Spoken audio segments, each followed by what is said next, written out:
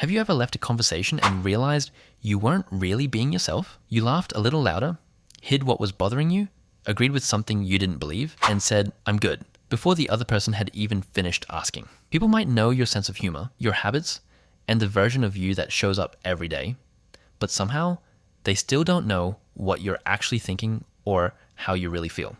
In this video, we're going to explain why you keep hiding parts of yourself, how that edited version of you gets created, and why being liked by everyone can still leave you feeling completely unseen.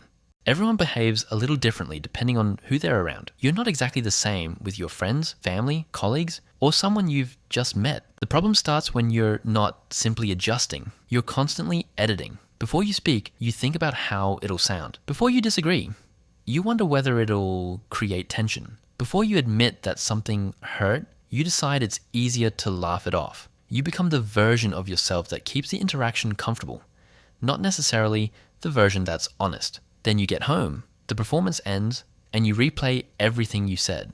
You wonder why you acted so interested, why you agreed, or why you couldn't just say what you actually meant.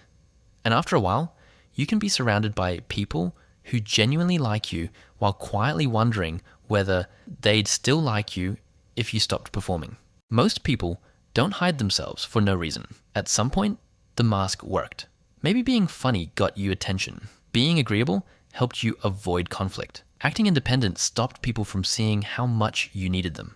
Or perhaps you opened up before and were judged, ignored, or made to feel dramatic. So you learned a simple rule. Certain parts of you are easier to accept than others. That's how the mask forms, not through one massive lie, but through hundreds of tiny moments. You say yes when you mean no. You pretend a comment didn't bother you. You act confident when you feel completely out of place.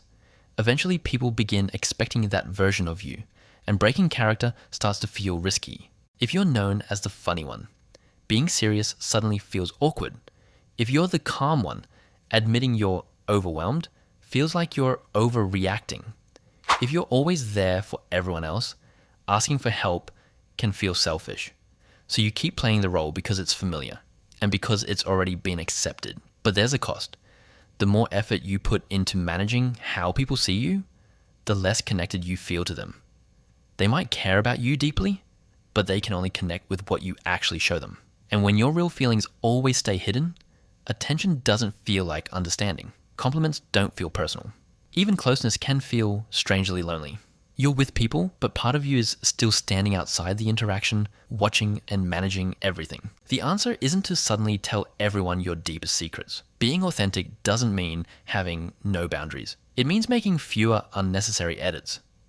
Instead of automatically saying, "I'm fine," you could say, "Honestly, today's been a bit rough." You can stop forcing a laugh, admit when you don't know something, or disagree without apologizing for having an opinion. At first, even small honesty can feel uncomfortable because you're no longer controlling the reaction. Someone might not understand, agree, or respond perfectly. But that discomfort is also how you discover which relationships can handle the real you. These moments may seem small, but they give people something real to connect with. You'll also begin noticing who makes honesty feel safe and who only seems comfortable when you stay inside your usual role. Maybe nobody knows the real you because you've spent years becoming whoever each situation needed. That doesn't make you fake. It means you learned how to protect yourself, fit in, and keep things easy. But a mask that once protected you can eventually become the reason you feel invisible. The real you isn't gone. You've just been editing yourself for so long that everyone else only knows the final cut. If this made you think, subscribe to keep discovering your inner self.